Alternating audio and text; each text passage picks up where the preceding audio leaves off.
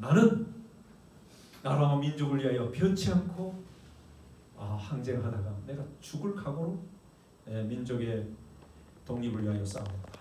그런 결심이었다고 생각합니다. 그리고 조선 총독 누구였어요?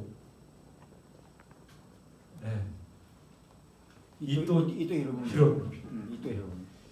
히로부미를 암살하는 그런 어떤 미션을 그가 완수합니다. 참 물론 그가 그리스도인의 가정에서 자랐고 어머니의 독실한 신앙 안에서 자랐지만 그가 그런 어떤 미션을 가지고 그의 어떤 생애를 완전히 마감하는 그런 드라마. 근데 이게 실제적으로 그가 그렇게 살았는데 마지막 장면도 제 마음이 좀 와닿아요.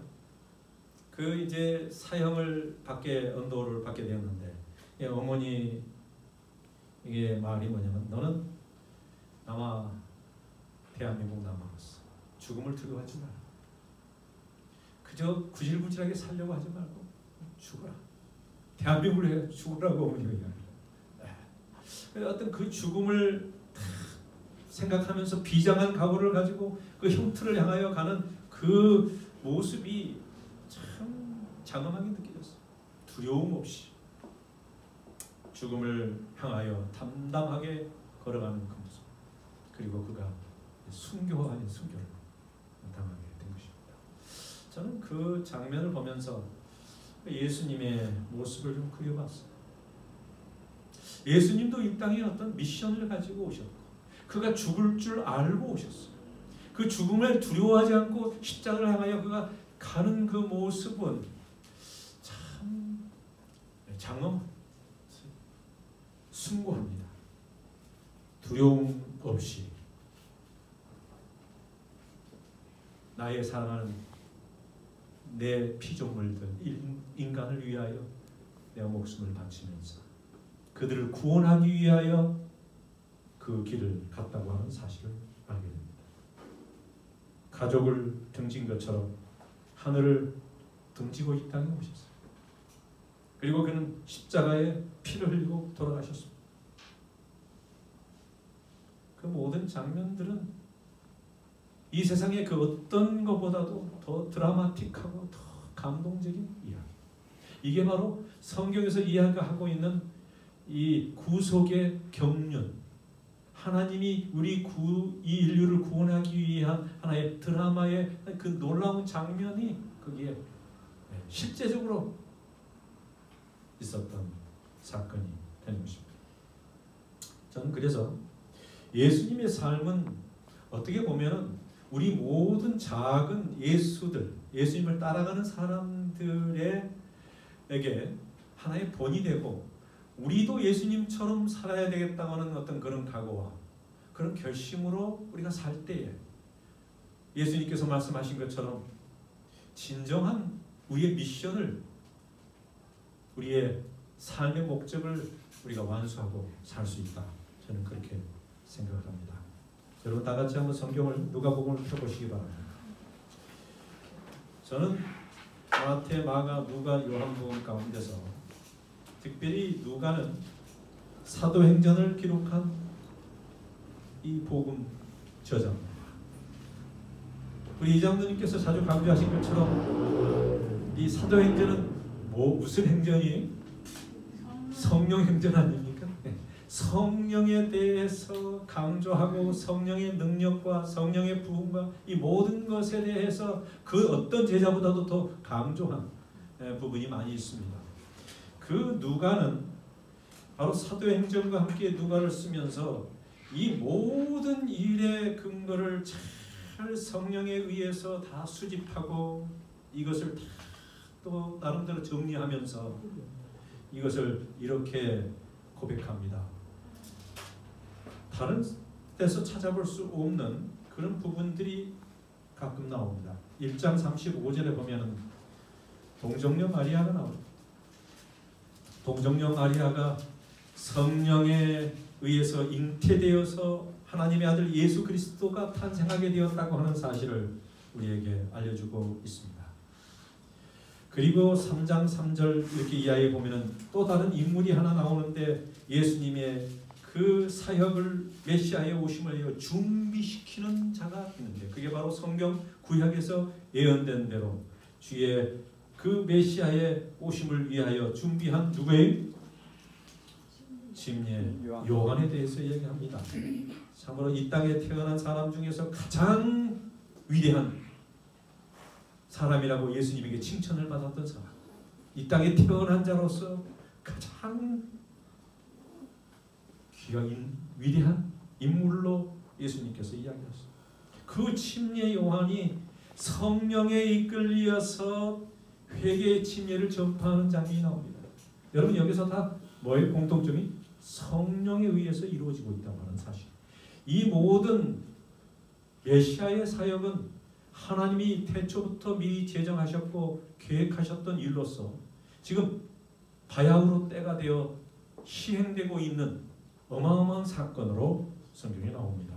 메시아의 오심을 위하여 백성들을 마음을 준비시키는 사역이 바로 침례 요한이 해야 하는 사역이었습니다. 여러분과 저의 사역도 우리의 어떤 사명도 침례 요한처럼 예수 그리스도의 오심을 준비하는 재림교인으로 저희가 살고 있다고 하는 것을 우리는 알아야 합니다. 우리는 재림 전에 하나님께서 특별히 남은 무리로 선택하신 것을 우리가 믿습니다. 3장 21절에 보면은 예수님께서 침례 요한에게 뭘 받으세요? 침례를 받으시고 하늘에서 뭐가 있어요?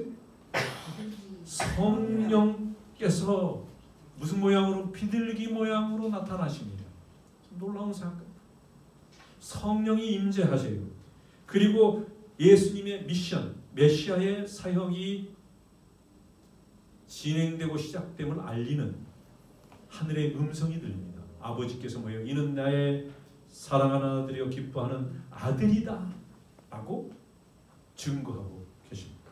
이 모든 일련의 사건을 통하여 예수님께서 지금 뭘 향하여 가고 있어요? 그 사역을 시작하는 단계에서 일어나는 일입니다.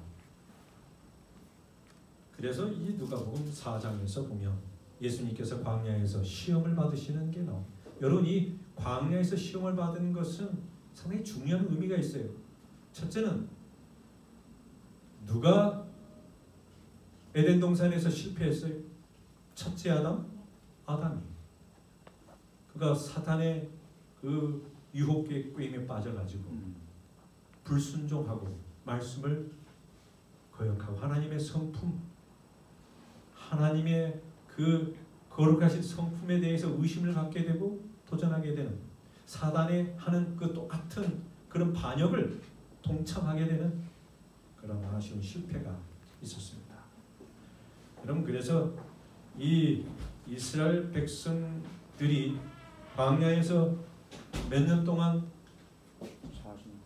40년 동안 시험을 받았습니다. 성경에서는 시험 받았다 이렇게 얘기합니다. 광야에 지내는 동안에 그가 가나안 가기 전에 40년 동안 하나님께서 그들을 시험하신 것이 그들이 참 백성으로서 하나님을 잘 신뢰하고 믿고 의지하는지 믿는지 나의 백성인지를 시험하시고 가나안 땅으로 들어가도록 하셨는데 그들이 그것을 어떻게 됐어요? 실패했어요. 이것을 상징적으로 보여주는 것이 바로 광야에서 예수님이 시험을 받으신 것입니다. 여러분 이 광야에서 시험 받는 것이 이 마태복음하고는 둘째, 셋째가 좀 바뀌긴 했습니다. 그게 중요한 건 아니에요. 첫째, 둘째, 셋째의 그 시험 받은 장면들을 우리가 한번 생각해 보시기 바랍니다. 첫째 3절, 4절 이렇게 쭉 보면 뭐가 나와요? 마귀가 가로되 네가 만약 하나님의 아들이거든 뭐 하라고요? 이 돌들이 떡덩이가 되게 하라고 하는 게 첫 번째 시험. 이게 시험이 됩니까? 40일 동안 아무도 먹지 않고 광야에서 굶주리고 있는 그 예수님에게 나타나서 마귀는 뭐예요? 이걸 떡이 되게 해라고 하는 것입니다. 예수님께서 신명기 8장 2절 3절을 인용하시면서 사람이 유명한 말씀하셨죠. 뭐라고 하셨어요? 사람이 떡으로만 사는 게 아니에요. 뭘로 살 수 있다고? 기록되었을 때 주 너희 뭐예요? 사람이 떡으로만 사는 것이 아니라 이 마태복음 보면 하나님의 말씀으로 살 것이다. 그렇게 말씀합니다. 하나님의 말씀을 의지해서 물리치셨어요. 가라사대.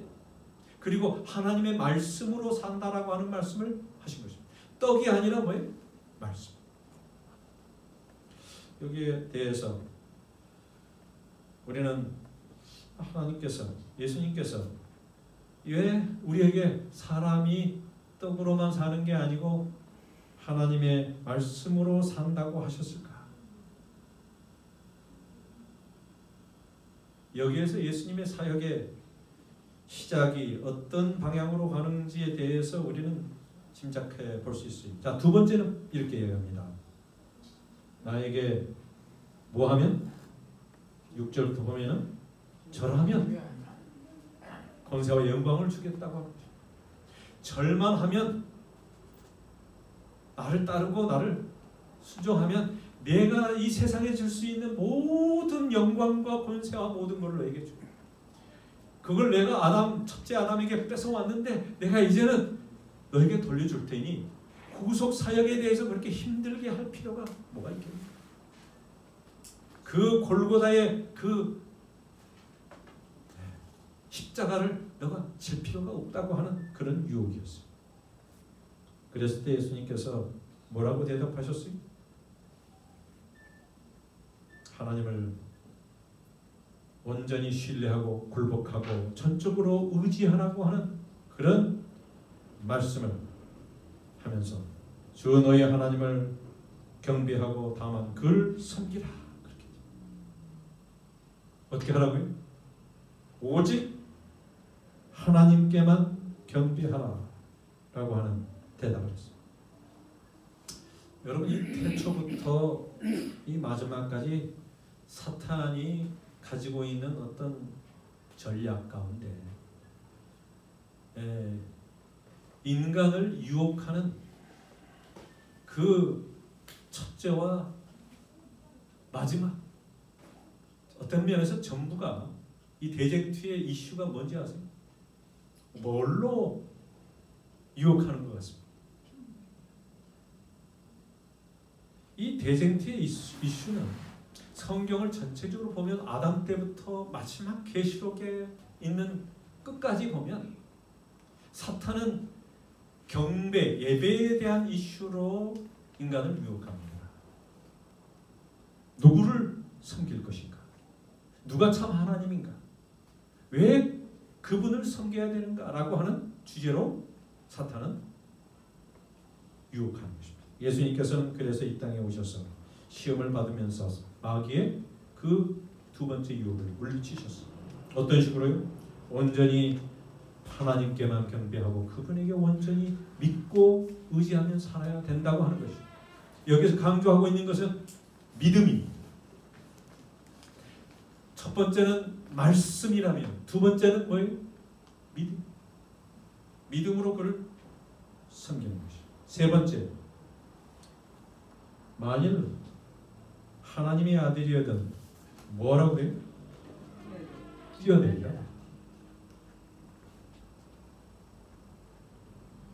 메시아께서 당신의 권능을, 능력을 가지고 이적과 기사를 사용해서 그것으로 보여주고 사람들에게 메시아가 왔다고 하는 것을 증명하라고 하는 것이 이적과 기사를 사용하라고 하는 것입니다. 모든 것을 사람들에게 표적을 보여주라고 하는 것입니다. 예수님께서는 이 땅에 오셔서 많은 이적과 기사를 행하셨지만 표적을 행사하실 때 상당히 조심하셨어요. 그게 영적으로 하나님께 영광이 되고 구원과 관계되는 쪽으로 사용하셨지 개인을 위해서 어떤 자기의 영광을 위해서 사용하시지는 않으셨어요. 여러분, 이 시편 91편에 보면 이런 말씀이 있어요. 그가 이 메시아로서의 이적과 기사에 대해서 시편 91편 11절과 12절을 인용했습니다. 어떤 말씀이 있냐면 이 91장 11절 12절이면 저가 너를 위하여 그 사자들을 명하여 내 모든 길에 너를 지키게 하심이라.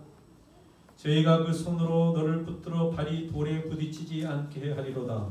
이 말씀을 인용했습니다. 예수님께서는 여기에 대해서 간단하게 이렇게 대답하십니다. 출애굽기 17장에 있는 말씀으로 인용하셔서 대답하셨어요. 뭐라고 대답하셨어요? 이 말씀은 이 출애굽기 17장 1절에 있는 말씀을 인용하신 것입니다. 1절로 7절까지 있는 말씀인데 제가 다 읽지는 않습니다. 쭉 보면은 광야에서 이스라엘 백성들이 하나님에게 불평하고 믿지 않고 불신하는 장면이 나옵니다. 그래서 모세가 바위를 치죠. 그리고 물이 나리라. 그러면 백성들이 마시리라.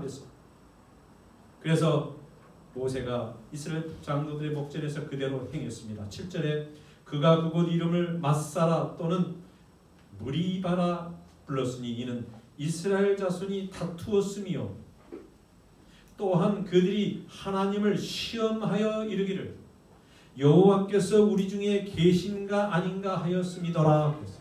하나님을 시험했어요. 믿지 않았어요. 여러분, 하나님께서 이스라엘 백성들을 광야에서 이렇게 이끌어내시고 불기둥으로 기둥기둥으로 밤낮으로 그들을 인도하시면서 안전하게 보호해 주셨어요. 모든 질병과 외부에서 어떤 일어나는 그 병마로부터 그들을 보호하셨어요. 광야에서 산다고 하는 거 쉽지 않습니다. 그 광야에서 이 40년 동안 그들이 살아가면서 하나님의 이적과 기적을 경험했습니까? 만나도 먹고 물도 나오고 물론 편안한 삶은 아니었을지 모르지만 그들이 하나님의 보호와 인도하심을 경험했는데 그들은 하나님을 도리어 시험하고 하나님이 계신가 안 계신가, 하나님이 우리와 함께 하신가 아니신가를 믿지 않았어요. 그걸 보면서도 불신했습니다. 하나님이 그걸 여호와 하나님께서 얼마나 가슴 상하셨는지, 마음이 상하셨어요. 그러면서 예수님께서 이 시험을 통하여 이렇게 말씀하시는 것입니다. 말씀의 주 너희 하나님을 시험치 말라. 광야에서 이스라엘 백성들은 하나님이 우리 안에 계신지 안 계신지를 의심하고 믿지 않았어요. 그리고 시험했습니다. 근데 저는 그래요. 말씀을 믿지 않는 게 죄다. 하나님을, 예수님을 믿지 않는 게 죄예요. 그런데 예수님께서 하신 말씀을 믿지 않는 것도 죄예요. 그래서 성경에서 보면 예수님이 말씀을 강조하시고 내가 이 땅에 온 것은 바로 하나님의 이것을 전달하기 위해서 오셨다고 말씀이 되셔서 우리에게 선포하시는 것이죠. 사랑하는 성도 여러분, 우리의 마음속에 하나님에 대한 확신이 없으십니까? 그러면 말씀으로 돌아가십시오. 말씀을 읽고 말씀 안에서 하나님을 찾아야 되는 것이죠. 표적이 아니고 여러 많은 이적을 통하여 하나님을 찾을 수가 없습니다. 하나님은 그러한 방법으로 하나님을 찾는 것을 원치 아니하시고 말씀을 통하여 믿음으로 하나님을 찾는 것을 바라시는 것이죠. 첫째 아담, 그는 실패했지만 둘째 아담은 마귀의 시험을 무찌르고 승리하셨어요. 그 승리의 가장 중요한 요소는 기록되었어요. 말씀이었습니다. 우리가 이 세상에 살면서 하나님이 우리 보이지 않지만 하나님을 깨닫고 느끼고 경험하고 할 수 있는, 맛보할 수 있는 유일한 방법은 말씀입니다. 말씀으로 우리가 주님을 만나게 되시기를 바랍니다. 이제 메시아의 사명을 선포하신 이 사건은 인류의 역사에서 가장 중요한 사건이 될 것입니다. 구속의 사역을 시작하시면서 예수님께서는 이렇게 말씀하셨습니다. 4장 16절 19절 저는 그 말씀을 다시 여러분과 함께 보도록 하겠습니다. 누가복음 4장 16절 19절입니다. 예수께서 그 자라나신 곳 나사렛에 이르사 안식일에 자기 규례대로 회당에 들어가사 성경을 읽으려고 서심해. 안식일에 자기가 지금까지 해왔던 대로 회당에 들어가서 성경을 펴시고 읽으시는 모습이 나오는데, 이게 바로 메시아 사명 선포의 장면입니다. 엄숙하게 그는 이 말씀을 설교하셨습니다. 곧 성령이 내게 임하셨습니다. 뭐라고요? 성령이 내게 임하셨습니다. 예수님의 이 메시아 사역은 성령으로 시작했습니다. 그가 태어난 것도 성령이고, 그를 증거했던 침례요한도 성령, 그가 그를 광야로 이끌어서 시험을 받게 하신 것도 성령이셨어요. 이제 성령께서 이 선포식에 첫 번째 그에게 감동하시고 그에게 임하십니다. 그리고 이렇게 선포하죠. 이는 가난한 자에게 복음을 전하고 또 기름을 부으시고 나를 보내사 포로된 자에게 자유를 주시고 눈먼 자에게 다시 보게 함을 전파하며 눌린 자를 자유케 하고 주의 은혜의 해를 전파한다 그랬습니다. 이 가난한 자에게 은혜의 해를 선포하는 것, 이게 바로 메시아의 사명의 핵심이었습니다. 심령이 가난한 자는 복이 있나니 천국이 저희 것임이라고 말씀하셨는데, 하늘나라는 누구의 것이냐면 마음이 가난한 자의 것이고 심령이 겸손한 자의 것입니다. 하나님의 말씀을 그대로 어린아이처럼 받아들이는 자의 마음이 하나님이 원하시는 그러한 모습입니다.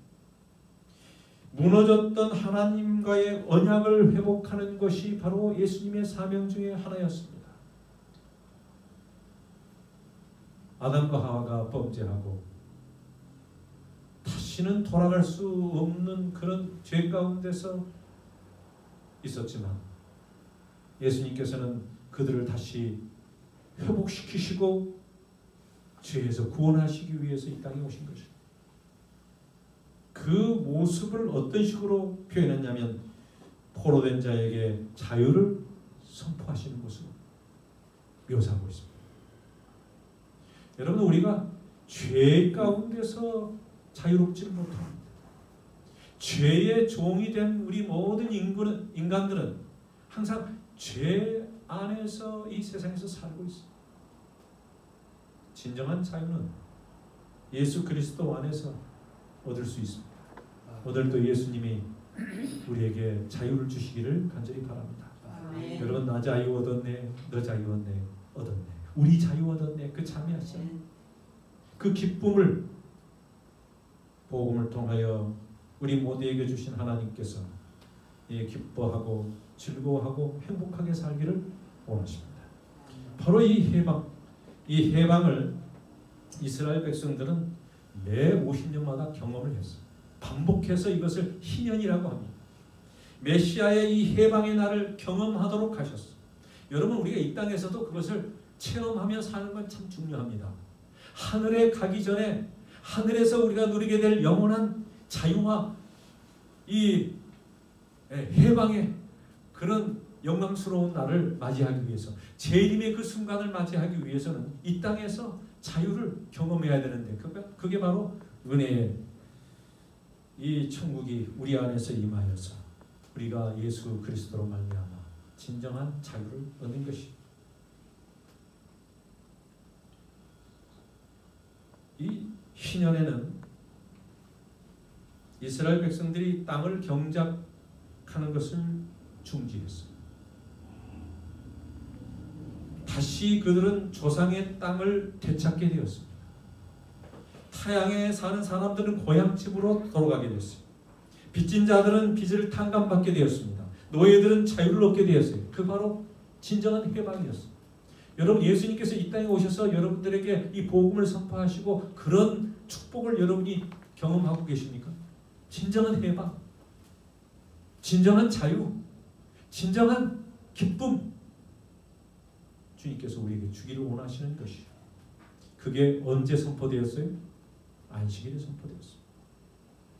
저는 여러분과 이 안식일에 예수님이 선포하신 이 자유와 해방의 이 자유 선포식에 참여하게 되기를 바랍니다. 아멘. 그리고 이 안식일이 진짜 즐거운 날이 되기를 바라요. 해방의 그 기쁨을 좀 누리고 살면 좋겠어요. 여러분의 안식일은 그냥 날짜, 그 날짜가 중요한 건 아니, 장소가 중요한 건 아니, 예배는 진정으로 우리의 마음에서 우러나오는 그 축복을 경험하는 날이 되는 것입니다. 아멘. 여러분이 이때로부터 한 700년 전에 살았던 이사야는 메시아의 사명 선언문에 대해서 미리 예언을 했어요. 그래서 제가 저번에 말씀드린 것처럼 이사야 61장에 1절로 3절에 그가 이 메시아의 사명에 대해서 이렇게 이야기합니다. 세 가지로. 아름다운 소식을 전한다. 이 프리칭. 이 첫 번째는 예수님께서 복음을 선포하세요. 프리칭 하십니다. 예수님은 산상보훈의 말씀뿐만 아니라 항상 백성들에게 하늘의 천국의 복음을 나누어주고 하늘의 소식을 전파하셨어요. 그게 비유를 통하여든 설교를 통하여든 말씀하셨습니다. 여러분, 성경의 이 말씀은 진리요, 말씀이 우리에게 생명이고 이 말씀을 통하여 우리가 하늘을 맛보도록 하신 것이, 그래서 우리가 진정으로 이 말씀 안에 살게 되고 말씀을 흠모하고 그를 사모하면 그에게 있는 약속과 언약들이 누구의 것이 되냐면 우리의 것이 되는 것입니다.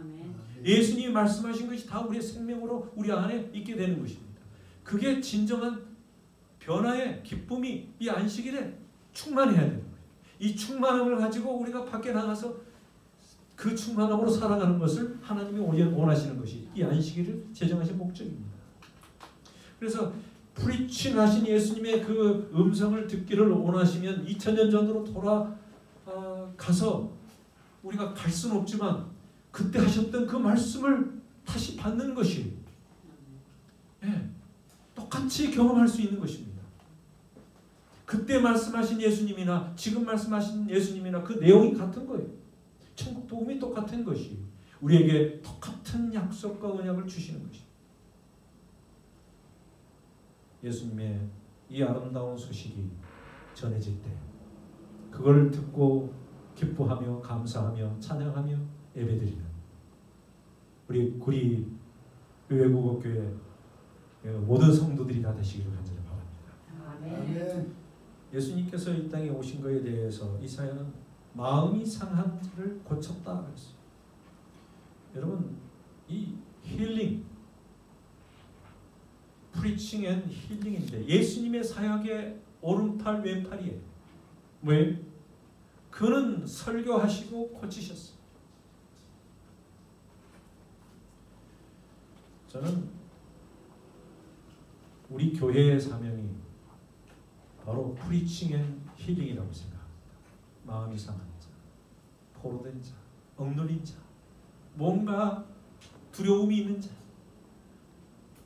뭔가 억눌리고 자유가 없는 그런 사람들에게 선포하시는 말씀은 너의 마음을 나에게 와라. 내가 널 편히 쉬게 하리니. 어떠한 짐이든 너가 나에게 안식일에 오면은 내가 너를 편히 쉬게 하리라. 이렇게 예수님께서 말씀하셨어요. 수고하고 무거운 짐진 자들아 다 뭐하라고요? 내게. 그게 안식일에 특별히 이루어져야 할 치유의 사역이라고 생각을 합니다. 여러분, 예수님 안에 있으면 진짜 마음에 평화가 있습니까? 네. 여러분, 여기에서 우리가 서로 이제 얼굴을 맞대고 있지만 진짜 기쁨과 즐거움을 맛보는 안식일이 되어야 하는 것입니다. 그게 제가 목사로서 해야 할 첫 번째 사역이라고 생각합니다. 저는 여러분들 섬기면서 이 교회에서 이 안식일에 진정한 복음을 선포하고 싶어요. 복된 소식이고 이곳에서 여러분에게 감사와 희망과 용기가 나는 그런 축복의 말씀, 주옥 같은 성경의 말씀들을 여러분에게 전파하고 싶습니다. 그리고 함께 기뻐하고 싶어요. 여러분, 이 안식일이 나에게 짐이 되면 안 되는 것입니다. 내가 하는 어떤 일들이 기쁨이 없으면 그건 하나님이 기뻐하시지 않습니다. 내가 올 때부터 마음가짐을 어떻게 가져야 되냐면 특별히 이 각오를 단단히 해야 돼요. 예. 안식일이 되면 유혹이 시험이 있습니다. 못 올 수 있는 어떤 그런 유혹들이 있어요. 예, 가지 않고 싶은 마음이 생길 때가 있을 수 있어요. 또 나를 마음을 상처를 주어서 또 이렇게 마음이 우울해질 수가 있어요. 그래서 성경에서는 내 마음을 살피고 잘 내 마음을 지키라고 하는 말씀이 여러분 있는 것입니다. 이 안식일에 뭐 하셔야 돼요? 진짜 하나님의 말씀을 사모하고 주님을 말씀을 통하여 뵙기를 간절히 바라는 마음이 있어야 돼요. 그리고 내 마음에 기쁨 충만하도록 참여와 또 그런 좋은 말 언약의 생각들을 하면서 살아야 돼요. 인간은 그러지 않으면 쉽게 사탄의 사탄에게 마음을 뺏길 가능성이 많이 있는 것입니다. 저도 그렇게 노력합니다. 여러분, 그래서 이 이사야는 세 번째로 죄에 포로된 자에게 자유를 주는 것이었어요. 리버티입니다. 자유. 인간이 궁극적으로 가장 원하는 것이 자유라고 생각합니다. 여러분, 이 안식일에 이곳에 오셔서 진정한 자유를 누려보시기 바랍니다. 아멘. 세상이 나에게 줄 수 어떤 얽매이는 것 하나도 없이 진짜 나의 사랑하는 하나님과 함께 교제하는 그 자유, 아무도 나를 바드하거나 간섭할 수 없는 그런 주님과의 진정한 만남과 교제가 이 땅에서 이 안식일에 이루어지기를 간절히 소원합니다. 아멘. 이사야는 이 메시아의 오심을 예언하면서 메시아의 모습을 그리는 게 있는데 그게 여호와의 종의 모습이에요. 어떤 모습이? 섬기는 종의 모습으로 묘사하고 있습니다. 이 메시아를 영감 어린 4개의 시와 노래로 기록했습니다. 저는 어제 저녁에 시편 119편에 대해서 다 설명은 못했지만 잠깐 말씀을 드렸어요. 성경은 참 너무 아름다운 복음과 율법과 이 복음, 이 구원에 대한 이야기를 그걸 표현하기 어려울 때는 시와 찬양과 감사 그렇게 표현하는 게 많이 있어요. 그래서 이사야 42장, 그 다음에 49장, 이사야 50장, 52장에 이렇게 보면 52장 마지막에서부터 53장까지 이어지는 게 이게 4개의 시가 나오는데 이게 바로 여호와의 종에 대한 이야기입니다. 이스라엘 백성들이 왜 이걸 몰랐는지 모르겠어요. 이사야에서는 가장 중심적으로 강조하고 있는 것이 여호와의 뭐예요? 종. 고난당하는 메시아. 고난이 있어야 영광이 있다고 하는 것을 가르쳐주고 있어요. 그 코스가 그게 성경이 가르치고 있는 것인데 이스라엘 백성들은 고난은 제쳐놓고 영광부터 생각을 했어요. 창조와 구속의 안식일은 이 안식일에 이 창조와 구속의 기념일이 되는 이 안식일에 예수님께서는 복된 소식을 전하시고 사람을 치유하시고 죄로부터의 자유를 선포하셨습니다. 이제 예수님께서 메시아의 사명 선포를 안식일에 특별하게 하셨던 특별한 이유에 대해서 아시겠어요? 바로 창조주요 구속주이신 이분이 안식일에 창조와 구속을 확실하게 컨펌하시고 그거를 확인하시고 확실히 하신 것입니다. 만물을 회복시키기 위해서 오신 예수님께서 모든 것을 회복하는 그런 안식일로 삼으셨어요. 그래서 이 성경에 보면 이 누가복음은 특별히 4장과 6장에 안식일에 예수님께서 치유하시는 장면이 나와요. 의도적으로 그렇게 하신 거예요. 그때 무슨 교훈을 주기 위해서 하신 것입니다. 더러운 귀신 들린 사람을 고치고 오른손 마른 이 사람의 손을 치유하는 일을 하셨어요. 또 이 요한복음에 보면은 베데스다 목가에서 38년 된 병자를 고치는 것도 안식일에 하셨어요. 그러면서 분명한 목적을 말씀하셨어요. 이 안식일은 지금까지 그들이 가지고 있었던 관념과 전통이 아니라 중요하게 생각하신 것은 안식일을 거룩하게 치유하는 안식일이요, 복음을 선포하는 안식일로서 복된 날로서 모두가 다 행복하고 기쁨이 회복되는 그런 날로 주시기 위하여 그렇게 샘플로 허락하신 것입니다. 여러분, 이 안식일이 우리에게도 그런, 물론 신체적으로 우리가 물론 그렇게 병들지는 않았을지 모르지만 우리가 영적으로나 육적으로나 심적으로나 어떤 면에서 회복되고 치유되고 이게 온전하게 되는 그런 경험을 하게 되시기를 바랍니다. 아멘. 그리고 우리의 마음과 심령과 정신적으로도 이게 주님 안에서 더 풍요롭고 성장하는 그런 안식일이 되기를 바랍니다. 하나님께서 그렇게 원하세요. 그래서 저는 이제 마지막으로 요한복음 4장 24절에 있는 말씀을 여러분에게 소개합니다. 다시 한번 펴보시기 바랍니다. 요한복음 4장 24절에 보면 이런 말씀이 있습니다. 하나님은 뭐예요? 다 같이 한번 읽어봅시다. 시작. 하나님은 영이시니 예배하는 자는 신령과 진정으로 예배하지. 저는 예배에 대해서 상당히 중요하게 생각을 합니다. 저희 교회에서도 이제 좀 더 순서에 맞는 예배를 드리게 될 것입니다. 그리고 순서지와 또 이런 것들을 통해서 조금 더 이 경건하게 또 이 예배의 어떤 순서의 의미를 새기면서 우리가 예배를 드리는 그런 일들을 준비하고 있습니다. 여러분, 이 요한복음 4장 24절은 상당히 중요한 선포가 포함되어 있어요. 왜냐하면 이 마귀 사탄과의 어떤 메시아의 전쟁 가운데서 선과 악의 전쟁이라고 볼 수 있죠. 미가엘과 이 용과의 전쟁이에요. 하나님과 사탄의 전쟁이에요. 이 전쟁에서의 이슈는 뭐라고요? 예배입니다. 예배. 경배예요. 누구를 경배할 것인가요? 그게 바로 우리의 교회의 아이덴티티라고 할 수 있는 정체성이 거기에 포함되어 있어요. 그래서 계시록 12장과 14장에 나와 있는 세 천사의 기별 가운데서 나타나 있는 것입니다. 누구를 섬길 것인가를 오늘 택하라고 하는 이 여호수아의 말 가운데서 나와 있어요. 제가 다음에 그걸 좀 더 설명드리지만 오늘 저는 이 하나님은 영이신데 이게 영어로 뭐예요? 이장로님, 이준현님, 하나님은 영이시다. God is Spirit. 이 Spirit은 뭐예요? 대문자 Spirit. 하나님이 영이신 거하고 우리가 영인 거하고 좀 달라요. 예. 하나님은 하나님으로 성령 하나님 하신 것처럼 신이십니다.